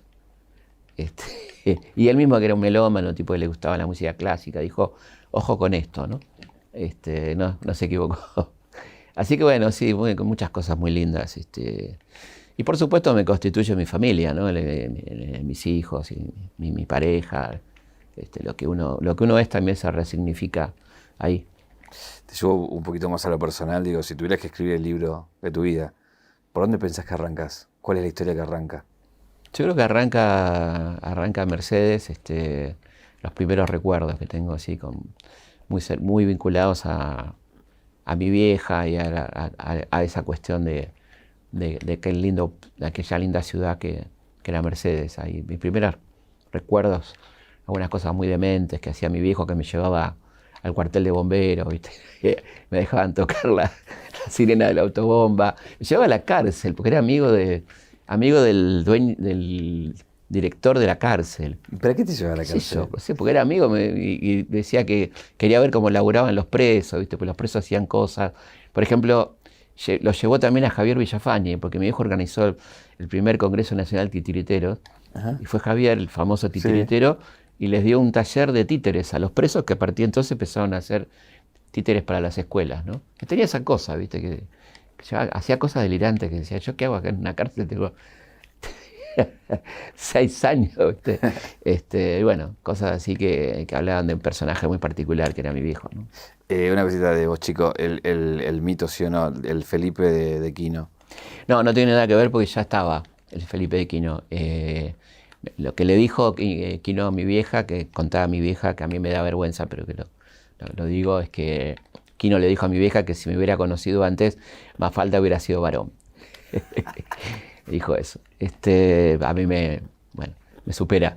Pero bueno, ese encuentro fue hermoso también. Fue una persona tan extraordinaria como Quino, tan sensible, que no tenía hijos y que me adopta un poco porque me invitaba a tomar la leche y iba casi todos los días a verlo dibujar, ¿no? Era maravilloso. La verdad que me acompañaba al colegio y quería que le cuente anécdotas. Y bueno, fuimos juntos a comprar, se hizo bastante conocida esta anécdota, pero fuimos juntos a comprar el Citroën, ¿no? Claro. A una juguetería que se llamaba Cachabacha, que estaba en la esquina de nuestra casa, que era Bartolomé Mitre y Medrano, y fuimos juntos a comprar el Citroën de juguete que usaba él para la familia de Mafalda, ¿no? Felipe, muchas gracias por venir y tengo una última pregunta que es, ¿qué te preguntarías? ¿A mí? No sé si me preguntaría mucho. Me pregunto si estoy haciendo las cosas bien y si estoy bien conmigo. Eso es una pregunta que me hago. Que estar bien conmigo quiere decir que estoy bien con el resto, ¿no? Me parece que uno no puede estar bien si no estás bien con tus afectos y con el contexto. Eso me lo pregunto bastante. Felipe, muchas gracias.